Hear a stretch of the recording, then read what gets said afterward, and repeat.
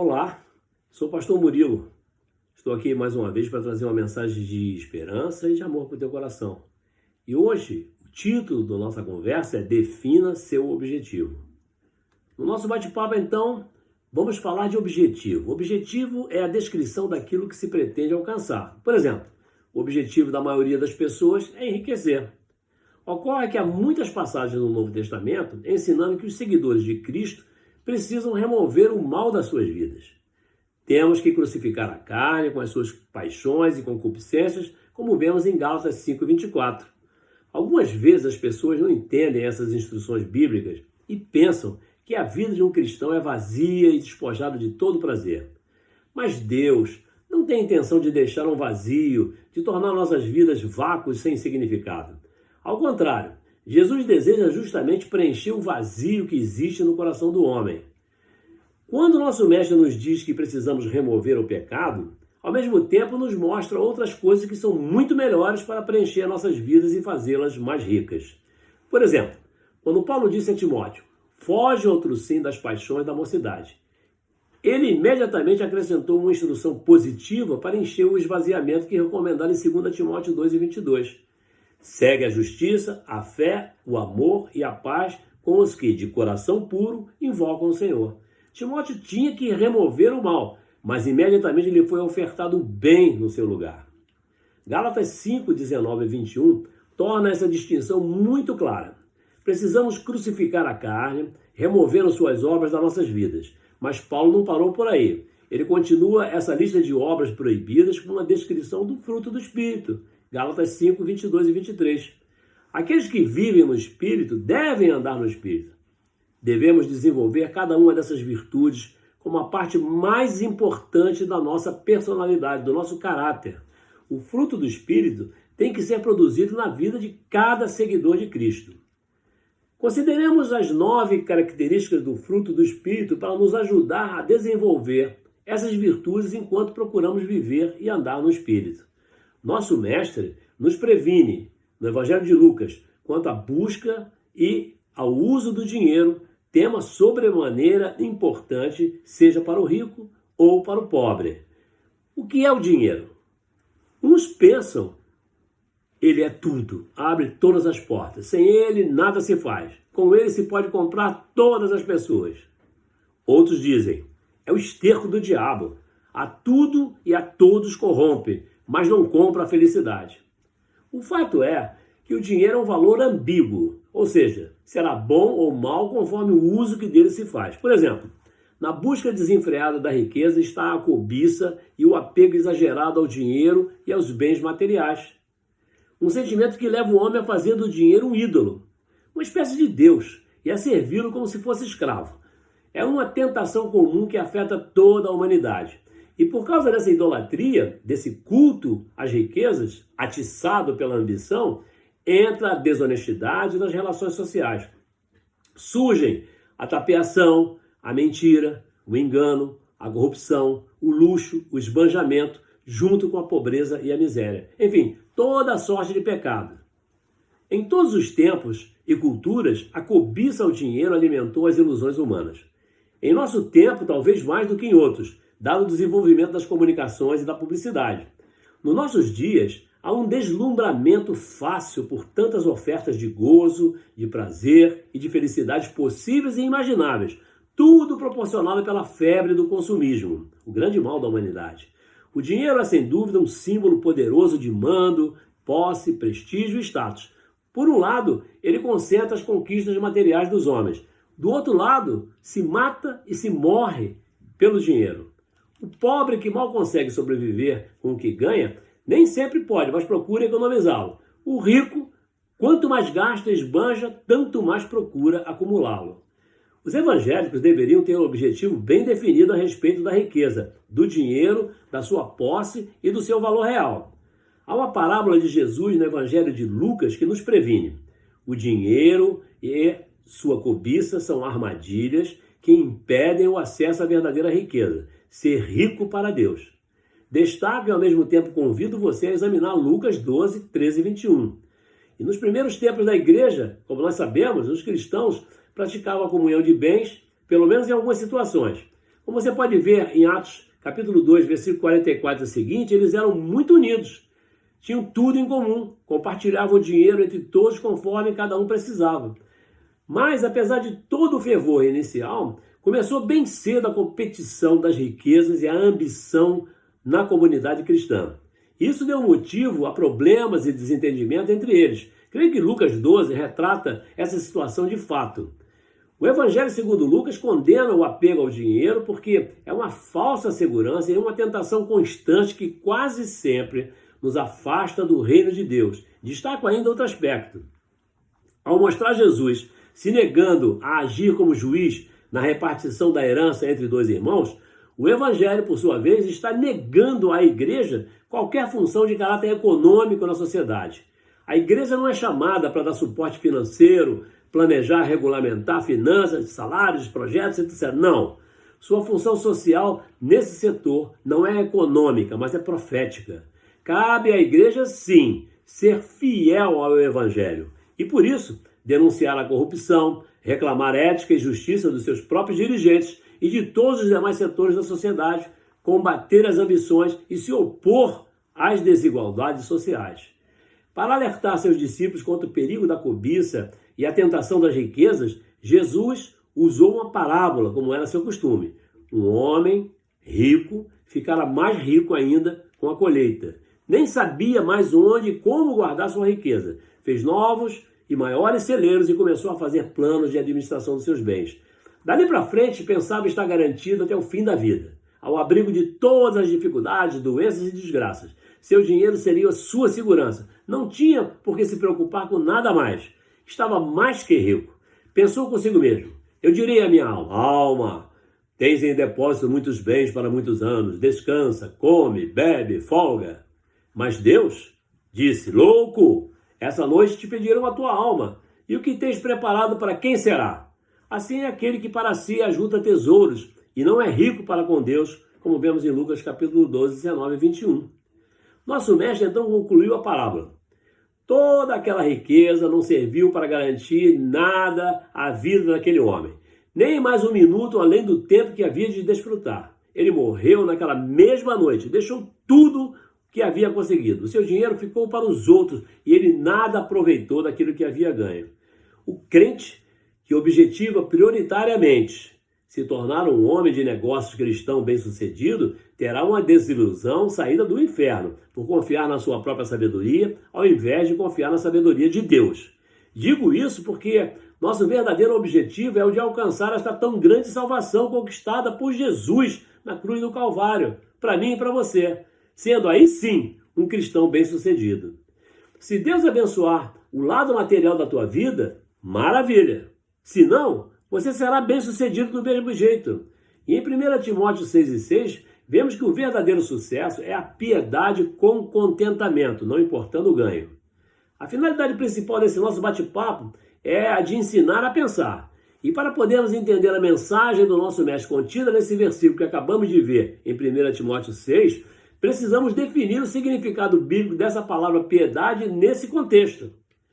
Piedade, piedoso e piedosamente são palavras encontradas mais de 40 vezes no Novo Testamento e frequentemente são mal entendidas.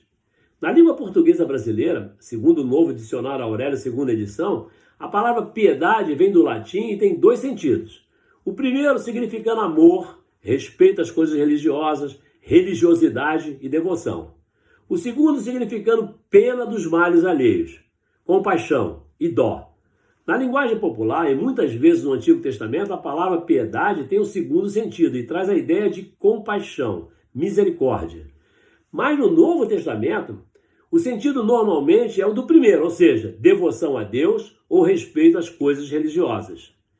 Trago esse esclarecimento a fim de que, quando na leitura do Novo Testamento você encontrar a palavra piedade ou piedoso ou piedosamente, entenda com o primeiro sentido, ou seja, de devoção e temor a Deus ou às coisas religiosas e à santidade.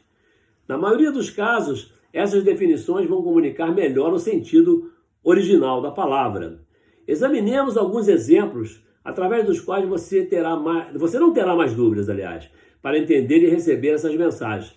nas quais encontramos no Novo Testamento a palavra piedade ou piedoso ou piedosamente. Em 1 Timóteo 2:10, fala sobre mulheres que professam ser piedosas. A palavra grega aqui é theosebeia, que obviamente inclui Deus, Theos, como objeto da devoção. Em João 9:31, usa-se uma forma da mesma palavra, onde é traduzida como teme a Deus. Outras palavras gregas são traduzidas como piedade, piedoso e piedosamente, especialmente a palavra eusebeia e outras da mesma família. O sentido principal dessas palavras é louvor, reverência ou devoção. Observe como esse entendimento esclarece alguns versículos, como 2 Timóteo 13:12, que diz: Ora, todos quantos querem viver piedosamente em Cristo Jesus serão perseguidos. Todos quantos querem viver piedosamente em Cristo Jesus serão perseguidos. Então fica claro que piedosamente não se refere ao sentido de mostrar compaixão para com outras pessoas. Veja que não há cabimento ser perseguido por demonstrar compaixão. Antes são os que demonstram reverência, temor e tremor a Deus. Esses sim são os oprimidos. 1 Timóteo 13:16 diz que grande é o mistério da piedade. Mas o versículo não se refere ao sentimento de dó ou compaixão ou misericórdia para com os outros, mas fala, isto sim, dos motivos que eu e você temos para adorar a Deus. Na língua portuguesa brasileira, piedade pode ser encontrada no sentido de adoração, amor e respeito nos dois mandamentos do nosso mestre, que estão em Mateus 22:37 e 39. Ou seja, o sentido mais comum encontrado no Novo Testamento destaca o primeiro sentido que eu apontei: amar a Deus. Voltemos então ao foco do nosso debate, o foco do nosso papo, destacando a indagação.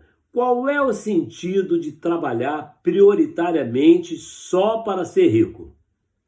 Salomão condenou esse objetivo devido à natureza temporal da riqueza. Dinheiro voa longe, como diz o sábio em Provérbios 23:5, onde está escrito: Porventura, fixarás os teus olhos naquilo que não é nada? Porque certamente criará asas e voará ao céu como águia. A adversidade reduz a riqueza. Ladrões roubam, bocas a devoram, governos sobretaxam, a decomposição consome, tolos a desperdiçam. E em Eclesiastes encontramos detalhes de como a riqueza desaparece dos seus donos.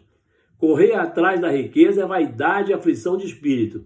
Não existem outras razões para que a busca da riqueza seja tolice. Vemos em 1 Timóteo 6, 7 e 8 que você não trouxe nada para este mundo e você não vai levar nada dele. Por que então amontoar bens para os tribunais de órfãos e sucessões distribuírem? Uma coisa de doido.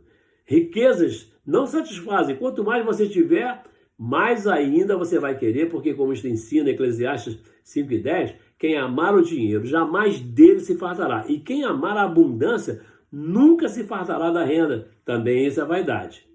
Riquezas também nos tiram a paz, sabia? Pois você precisa se preocupar onde e como guardá-la. Assim está escrito em Eclesiastes 5:12.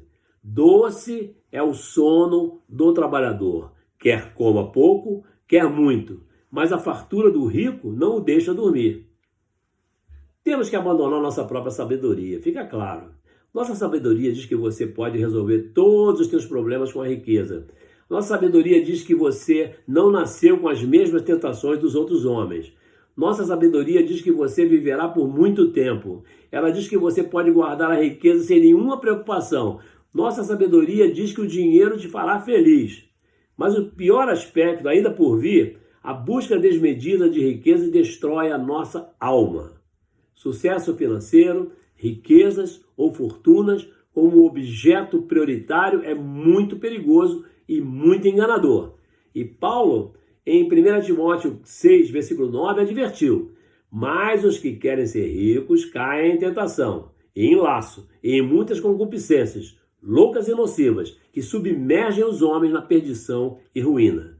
E o apóstolo acrescentou ainda em 1 Timóteo 6, e versículo 10, porque o amor do dinheiro é a raiz de toda espécie de males, e nessa cobiça alguns se desviaram da fé e se transpassaram a si mesmos com muitas dores. A busca prioritária e desmedida da riqueza destrói a fé. Determine o seu objetivo como o de se tornar um cristão bem-sucedido. Esqueça o lado comercial e material da sua atividade, do seu negócio. O dinheiro não é o problema é o amor pelo dinheiro. Se a riqueza é o seu objetivo prioritário, seu coração seguirá a mesma direção, tal como alerta Mateus 6, 19 e 21, quando ele diz: não ajunteis tesouros na terra, onde a traça e a ferrugem tudo consumem, e onde os ladrões minam e roubam, mas ajuntai tesouros no céu, onde nem a traça nem a ferrugem consomem, e onde os ladrões não minam nem roubam, porque onde estiver o vosso tesouro, aí estará também o vosso coração. A cobiça vai te consumir, você esfriará em relação a Deus e a essa tão grande salvação que Jesus conquistou para você e para mim na cruz do Calvário. Você sacrificará a piedade, ou seja, o amar a Deus em troca de ganhos econômicos, financeiros e materiais que são perecíveis. Suas prioridades serão distorcidas.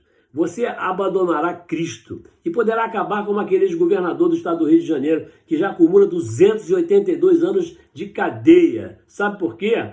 Porque a sabedoria do homem mente. Eu e você não podemos servir a Deus e as riquezas. Quem diz é a palavra da verdade em Mateus 6, 24. Ninguém pode servir a dois senhores, porque ou há de odiar um e amar o outro, ou se dedicará a um e desprezará o outro. Mas não podeis servir a Deus e a Mamon. Saiba que o homem que é de mente indecisa é totalmente instável, como vemos em Tiago capítulo 1 e 8, onde está escrito: o homem de coração dobre é inconstante em todos os seus caminhos. Meu Jesus, as riquezas não nos farão felizes, como está escrito em Lucas 12, 15. Acautelai-vos e guardai-vos da avareza, porque a vida de qualquer não consiste na abundância do que possui. Faça de Cristo seu único objetivo, seu único foco. É o que diz a Bíblia em Colossenses 3, 1 e 4. Portanto, se já ressuscitastes com Cristo, buscai as coisas que são de cima, onde Cristo está sentado à destra de Deus. Pensai nas coisas que são de cima e não nas que são da terra, porque já estáis mortos, e a vossa vida está escondida com Cristo em Deus. Quando Cristo, que é a nossa vida, se manifestar, então também vós vos manifestareis com ele em glória, como está escrito. Se satisfaça e se regozije com o nosso Mestre Jesus e com qualquer coisa que você tiver. Como está escrito em Hebreus capítulo 13, versículos 5 e 6. Sejam vossos costumes sem avareza, contentando-vos com o que tendes. Porque ele disse: não te deixarei, nem te desampararei. E assim, com confiança, ousemos dizer: o Senhor é meu ajudador, e não temerei o que me possa fazer o homem. Então, meu irmão, minha irmã, defina seu objetivo e deixe nosso mestre preencher o vazio do teu coração. Pronto, nosso bate-papo fica por aqui. Mas não esqueça, inscreva-se agora mesmo no meu canal YouTube. Graça e paz, Deus te abençoe. Amo você, fica na paz.